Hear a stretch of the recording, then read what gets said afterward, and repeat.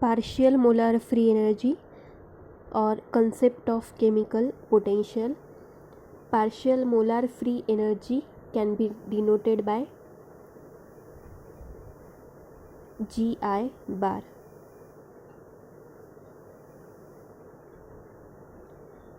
So the most important partial molar quantity is the partial molar free energy designated as chemical potential. इसे ही हम क्या बोलते हैं, partial molar free energy को chemical potential. And this partial molar free energy is also represented as del G upon del Ni at constant temperature, pressure, N1, N2 up to Ng, which is also represented as Gi bar and also represented by mu I, that is chemical potential. The chemical potential of a given substance is the change in the free energy of the system that results on the addition of 1 mole of that particular substance at a constant temperature and pressure to such a large quantity of the system that there is no appreciable change in the overall composition of the system.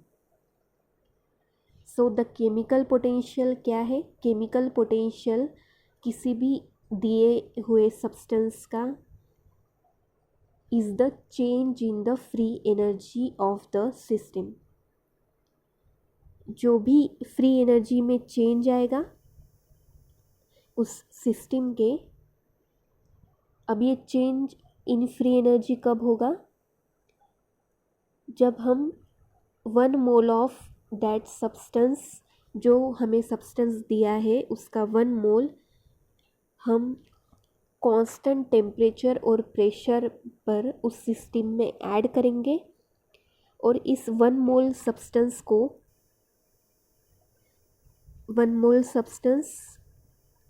Add करेंगे हम system में. अब इसके वजह से क्या होगा? Gibbs free energy में चेंज आएगा, मतलब डेल जी. ये एडिशन हमें कांस्टेंट टेम्परेचर और प्रेशर पे करनी है और ये सब्सटेंस इतना होना चाहिए that there is no appreciable change in the overall composition of the system. उस सिस्टम के ओवरऑल कंपोजिशन में चेंज नहीं आना चाहिए. मतलब सिंपली हम क्या बोलेंगे, सपोज हमने एक सिस्टम कंसिडर की है. अब इसकी पार्शियल मोलार फ्री एनर्जी या केमिकल पोटेंशियल, जिसे हम म्यू आई बोलते हैं. सो केमिकल पोटेंशियल किसी भी सब्सटेंस का, सपोज हमें ए सब्सटेंस दिया है, सो इसका केमिकल पोटेंशियल हमें कैसे पता चलेगा? So this chemical potential of this substance is the change in the free energy of the system. इस सब्सटेंस का केमिकल पोटेंशियल क्या होगा? Change in the free energy of this system. इस सिस्टम में फ्री एनर्जी कितनी change हुई, कब change हुई? जब हम 1 मोल ऑफ सब्सटेंस, मतलब 1 मोल ऑफ ए मॉलिक्यूल इसमें डालेंगे. कंडीशन क्या है कि एडिशन करते वक्त कांस्टेंट टेम्परेचर और प्रेशर होना चाहिए. सो जब हम ये एडिशन करते हैं तब गिब्स फ्री एनर्जी में चेंज आएगा और ये चेंज को बोला जाता है chemical potential of this substance.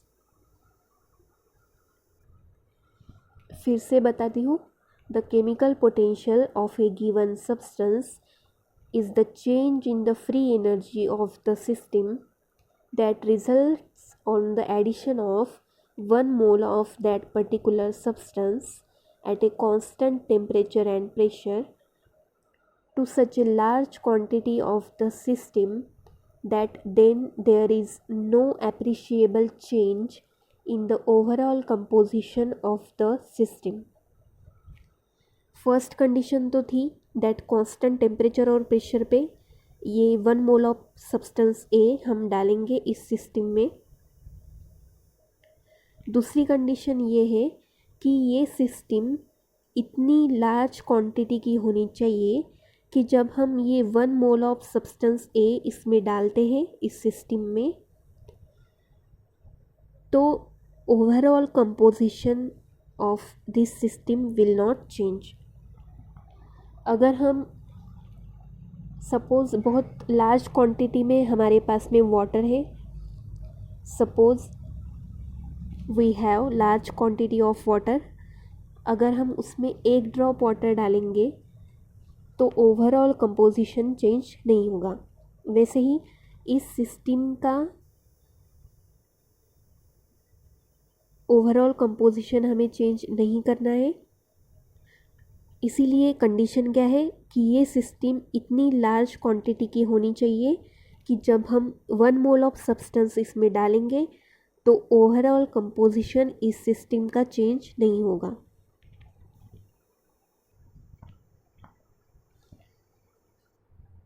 फिर से एक बार देखेंगे, the chemical potential of A given substance is the change in the free energy of the system that results on the addition of 1 mole of that particular substance at a constant temperature and pressure to such a large quantity of the system that there is no appreciable change in the overall composition of the system. So the chemical potential of a given substance हम लेंगे A is the change in the free energy of the system। इस system के free energy में जो change आएगा वही होगा chemical potential of this substance A।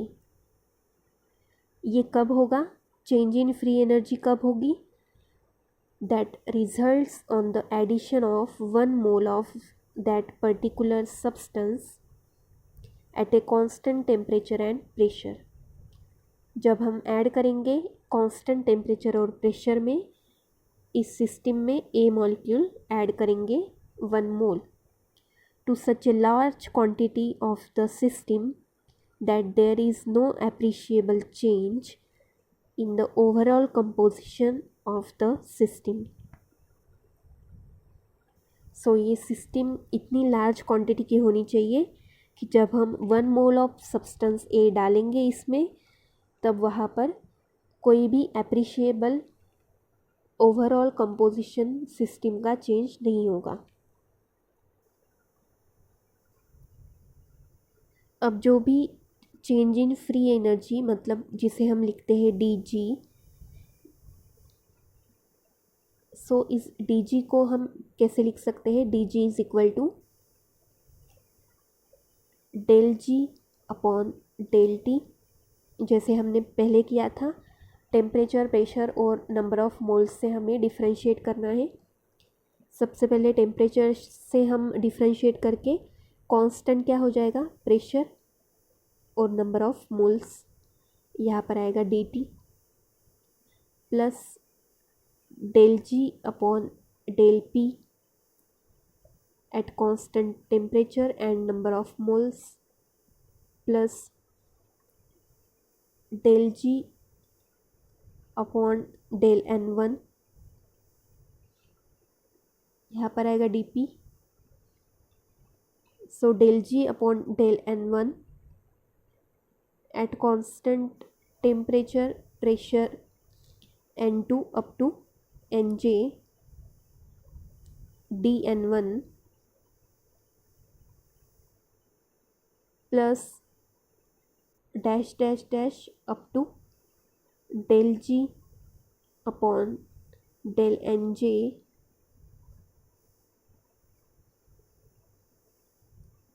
into dNj at constant temperature, pressure N1 N2 dash dash. सो ऐसा equation हम लिख सकते हैं, हमने इसे पहले भी देखा था कैसे लिखना है हमें. Now del G upon del Ni, where del G upon del Ni, here I can be 1 2 3 up to J. So I की जगह पर अगर हम कुछ भी लिखते हैं तो चलेगा. सबसे पहले यहाँ पर हम del N1 लिखेंगे. सो del G upon del N1 क्या हो जाएगा, इसे हम कैसे लिख सकते हैं, ये भी क्या है, केमिकल पोटेंशियल, मतलब म्यू आई. सो del G upon del N1 क्या हो जाएगा, mu 1. del G upon del N2 क्या हो जाएगा, म्यू 2. मतलब आई की वैल्यू यहाँ पर हमें अलग अलग पुट करना है.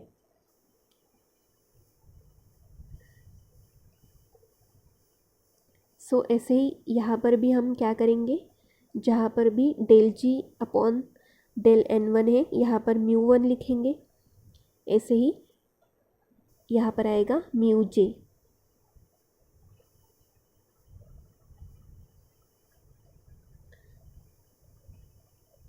सो dg इज इक्वल टू